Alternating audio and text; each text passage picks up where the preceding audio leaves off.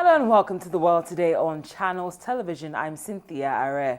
Now we begin in the United States, or actually in the Middle East. And in the words of the U.S. Secretary of State, the world cannot sit back and watch the spread of the Islamic State evil. And Mr. Kerry made the statements during a news conference in Iraq. He's on a Middle East tour and is of the opinion that IS is the single greatest threat which the people of Iraq now face. He said there would be a global plan to defeat IS, but the new Iraq government must be the engine of that fight. Kerry's time seems impeccable as IS has seized large areas of northern Iraq, overrunning the army and gaining backing from some disaffected Sunnis. A video posted on social media websites on Tuesday, September the 9th, purports to show militants from the Syrian Islamist insurgent group Aral al-Sham, who are opponents of Islamic State, appointing a new leader after their predecessors were killed in a blast earlier in the day. The explosion in northwestern Syria killed at least 12, including Aral al-Sham's leader Hassan Aboud. According to the hardline group, part of the Islamic Front alliance that has been fighting Islamic State militants as well as the Syrian army. An unknown militant confirmed that Aboud had been killed and his heir had been chosen already.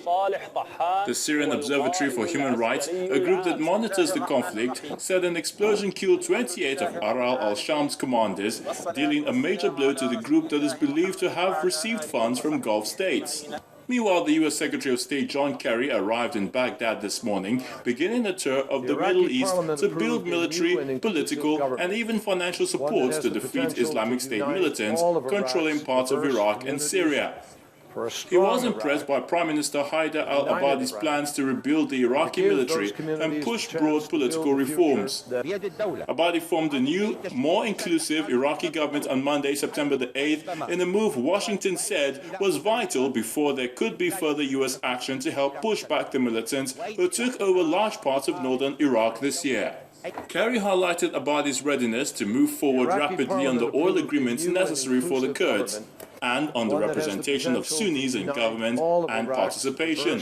His visit comes hours before a speech in which Obama will try to rally Americans behind another war in a region he has long sought to leave, backed by what Washington hopes will be a coalition of NATO and Gulf Arab allies committed to a campaign that could stretch beyond the end of President Obama's term in 2016.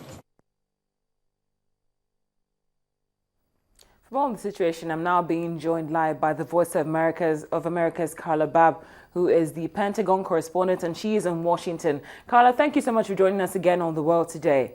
Now, I'd like to start by asking you, when John Kerry says the new Iraq must be the engine of the fight against IS, what are his expectations?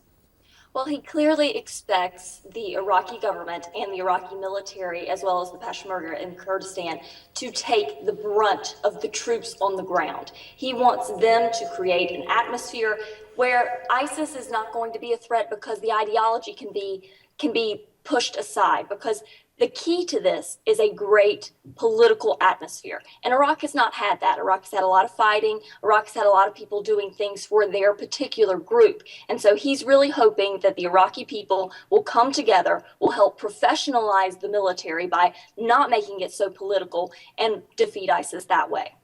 Well, in the U.S.'s opinion, is this new inclusive government of Iraq more committed to the fight compared to the previous one? They hope so. They definitely hope so. It's too soon to tell. They don't even have a defense minister in the new Iraqi government yet. But what they're hoping is they can sit down and get a government that is willing to work for everyone, not for individual sects.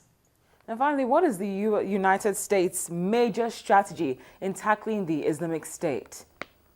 Right now, the major strategy is to build a coalition. The U.S. realizes that in Iraq, as in Syria, it's not going to be sending troops on the ground to fight a war for the Iraqis, to fight a war for the Syrians. So they are going to have to build a coalition that hopefully will include neighbors such as Turkey, such as Jordan, such as Saudi Arabia, to help defeat this group. Thank you so much. I've been speaking with the Voice of America's Pentagon correspondent, Carla Babb, and she's been talking to us from Washington. Carla, thank you so much. Now, in other news, the UK will oversee financial services in the new 28-strong European Commission. And that's a surprising move that delighted the UK's Prime Minister, David Cameron. The job goes to Jonathan Hill, former leader of the House of Lords. France also got a powerful post. Ex-Finance Minister Pierre Moscovici, a socialist, will run EU economic policy. There's been intense national rivalry over the top jobs. There are 7 vice presidents for key areas such as growth, better regulation, and energy. 3 of the 7 powerful new posts have gone to women.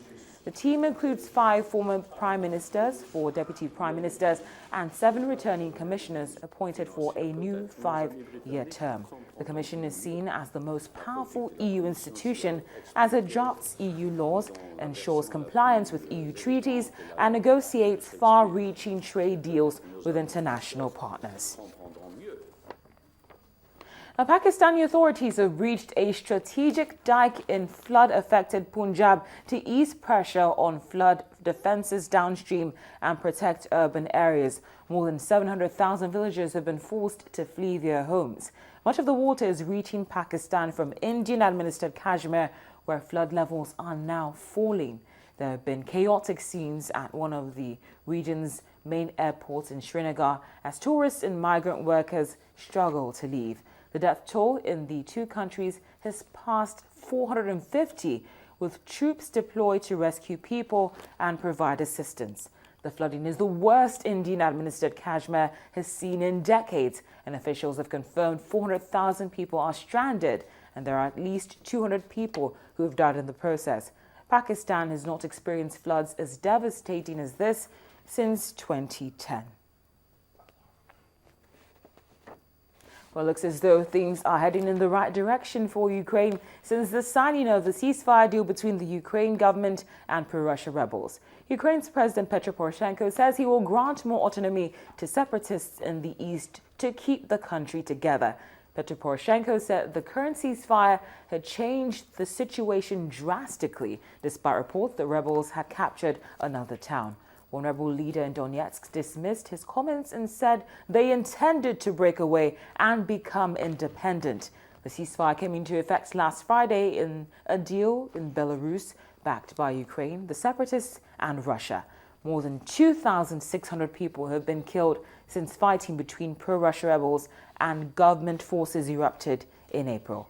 Mr. Poroshenko and Russian President Vladimir Putin spoke by phone today and said they were satisfied with how it was holding up. Well, we'll take a break now on The World Today, but when we come back, we'll bring you an update on the Ebola virus. Please stay with us. Welcome back. You're still watching The World Today on Channels Television. It's time to shift our focus to Africa, and we begin right here home in Nigeria.